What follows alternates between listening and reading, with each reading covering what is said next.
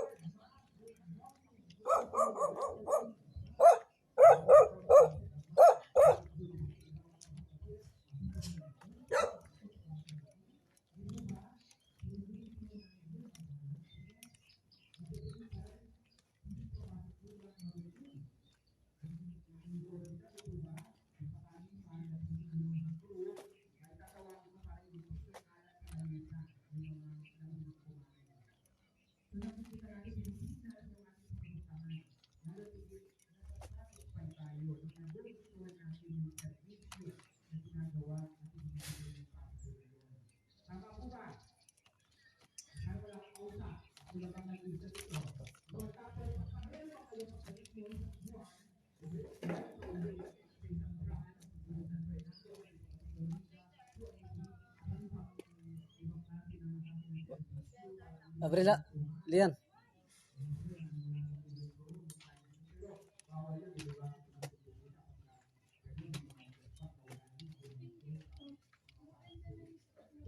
Saan kayo pupunta? Dito. Saan kayo pupunta? Atras, sa likod tayo. Sa likod tayo, atras sa harap.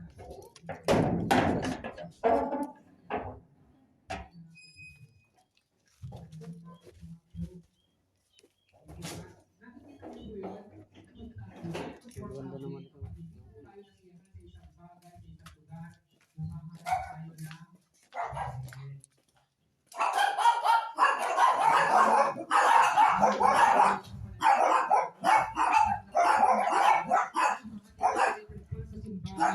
Walang aircon, mainit. Doon ako sa aircon.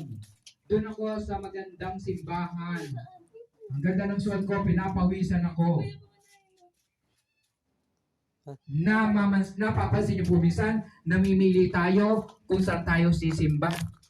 Nang dahil lamang doon sa hindi kayo naging komportable. Ang tanong po, doon po ba kayo nilagay ng Lord? Doon kayo tinawag ng Diyos? No? Doon po ba kayo tinawag ng Diyos? Para kayo ay magsimba o maglingkod, mag-minister. Amen? Kung doon po kayo tinawag, kahit mahirap, kahit may mga challenge, no, accept the challenge. Kasi po, pag tanghali na, mainit. Pangalawa po, ang tagal-tagal po ng service dyan, kaya ayoko po dyan magsimba. Nagugutom na ako, hindi pa tapos. Pinakyaw na ang oras. Diba? Karapatan nyo yun na sabihin. Di po kaya tayo dito, nagsisimula tayo ng alas 8, no? Devotion, Bible study, hanggang alas 10. No? Pag alas 10 na, Ayan, malapit na magtapos, komunyon na. So, pagpunta natin dito, hindi mainit. Pag uwi natin, hindi masyadong mainit. May oras pa kayo magluto kung hindi kayo nakapagluto. Di po ba? Inilalagay natin sa ayos yung oras ng pananambahan. Tama po ba? Lalo tigit meron tayong senior na merong mga maintenance. Huwag nating gutumin nang wala sa panahon. Baka mamaya sa susunod na linggo, wala na. Hindi na makabalik. Maging responsable tayo. Maging aware tayo.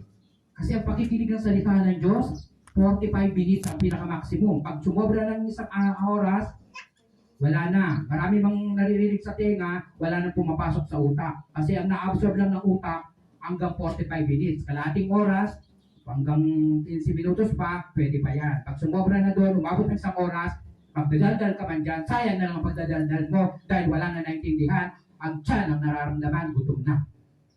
Amen! Kaya para yung iwanan ng mga mananambahan natin, mga kapatiran, huwag yung gutumin.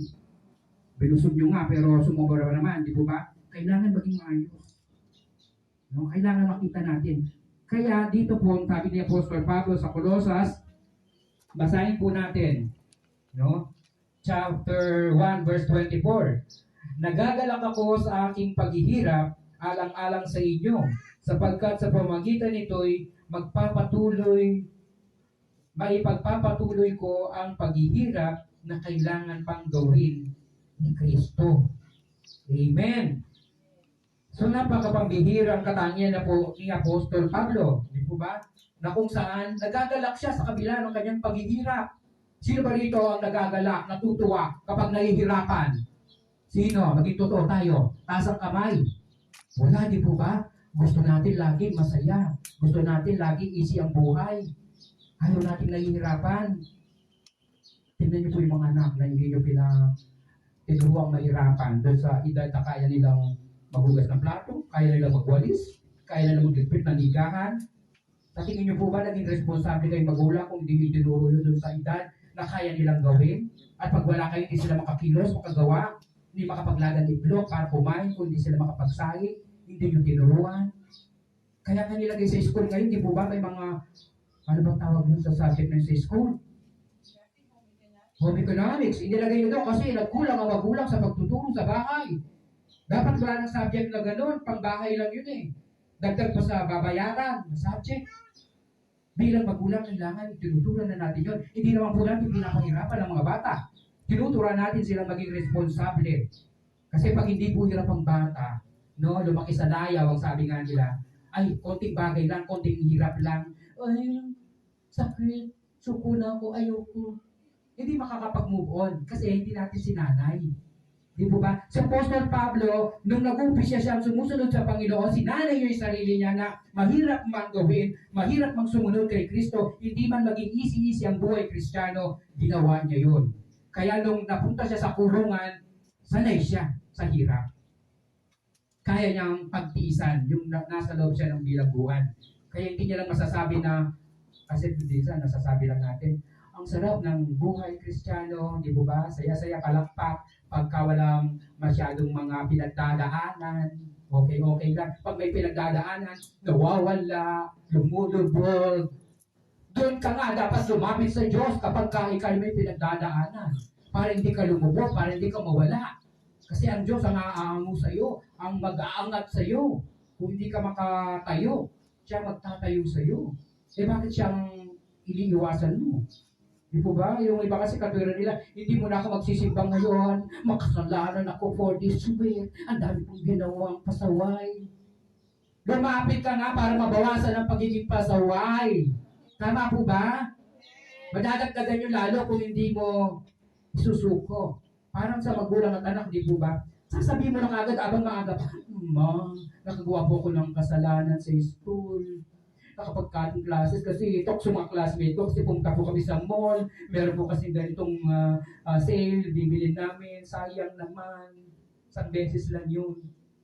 Napalagpas mo, ngayon may exam ka doon sa quiz ka, doon sa pag-absent mo, sayang, bumaba ang grades mo dahil sa paghahabol ng nakasale. Hindi ka ba makakabili ng sa ibang panahon? Di po ba? So yung ganung bagay, pag sinabi mo kay nanay mo, kay papa mo, at least, Naiintindihan nyo? Sige anak, nangyari wala tayong magagawa, tapos na. Pero susunod, priority, pag-aaral. Ganon. Nandun kagad nakasubaybay. Kasi maganda yung lagi nagsasabihan, nag-o-open up doon sa communication. Pag hindi nag-o-open up, maraming malihim, doon na nagsisimula yung mga delikadong pangyayari sa buhay. Kasi hindi nakakapagsabi. Di po ba? Yung mga anak po ba, yung mga youth, nagsasabi sa magulang kapag mayroong mga bagay na dapat sila ang pagsabihan, huwag niyong itatago. Kasi sila yung higit na makakatulong sa inyo. No? Si Apostol Pablo, patuloy po yung pakikipaglingkod niya noong panahon na kasama pa ni si Jesus. No? Tinanong niya ng lahat. Kapag meron kayong tanong sa utak ninyo, itanong na lahat. Kung curious kayo, ay curious ako sa bagay nito, sinubukan ko, tinikman ko yung sigarilyo, kung masarap. Tinikman ko yung tequila, kaya ko ng tequilan. Masarap pala. Yan sa pagiging curious natin. Pero, hindi panahon at hindi tama yun. Unang-una, basahin nyo, magdadaba sa kalusugan yan. No? Kasi paano mo, laman babawal eh. Nasa atin lang yung kung anong gagawin natin marapat. Parang katawang ito, humaba ang buhay. Hindi yung pagka may sakit na, dumadahig. Lord, bakit bumagsak sa akin ang sakit na ito? Sinong kumain ng mga bawal ng pagkain? Sinong mga nagbisyo? Si Lord ba? O ikaw? Tapos ngayon, sinisisi mo, binabalik mo kay Lord. Bakit sa dami-dami ng tao sa mundo, ako pang kilman ang sakit na ito? Sino bang kumakain ng mga bagay na nagpasakit sa katawan mo? Binabawalan ka na huwag mahilig sa soft drinks, huwag mahilig sa mga junk foods. Kaya nga, junk foods, basura yun. Ba't mahilig kayo, yung mga bata? Ay, hindi kasi makain. Kailangan hotdog ipakain ko. Hindi makain ng maganahan ako pag hindi ganito. Mga processing meat. Kaya nga processing meat, mga puro chemicals na yan. So, pinapasok nyo sa katawan. Ibig sabihin, sakit ang iniipon niya. Bata ka pa lang, magkakasakit na. Amen! Masarap sa bibig, masarap sa dila ang hotdog. No? Pero, hindi mo pala malalaman, mapapansin, doon magkakaroon ng problema sa bituka mo pagdating ng panahon. Hindi ngayon, pero iipon ka ng panahon. Kakain pa kayo ng hotdog. Ubus na, kinubos niya. Kaya nga nung nagbebenta yung doon sa opisina, doon sa Jolly Hotdog niya, ay minsan lang siguro, parang naglaway lang ako, tagal-tagal ko hindi kumakain yan. Minsan lang siguro. Minsan, no? Pwede. Pero yung madalas, yun. No? Kasi may mga contents yung mga hotdog at saka mga processing meat na nagpapadami ng cancer cells sa katawan. Okay po. Okay po ba? Parang hindi kayo nakukumbinsi. May sample na ako at kung ano-ano, hindi pa kayo nakumbinsi. Hallelujah. Di po ba kailangan makita natin? Kasi ang kagandahan po ng sanay tayo sa hirap, no, pagdating ng panahon na merong pagdadanasan na hirap, easy-easy na lang yon, yakang-yaka na lang yon. Kasi sanay ka na. Tama po ba? Pag nasanayan mo na yon, ay, napagdaanan ko na yan, tinulungan ako ng Lord, tinulungan ako ng mga magulang ko, hinaya ko yan, ang ganito, ang ganyan. Di po ba? Pag nasanayan natin yon, hindi tayo basta-basta sumusuko. Yan si Apostol Pablo, kaya nga ayoko nang maging tagapaglingkod o tagasunod ni Jesus. Nakabilanggo na ako, stop na. Dito na lang ako. Di po ba? Hindi yung pag may meron kayo naramdaman sa inyo, may problema, ang laki ng financial na kailangan ko, ang laki ng maintenance na kailangan ko sa paggagamot.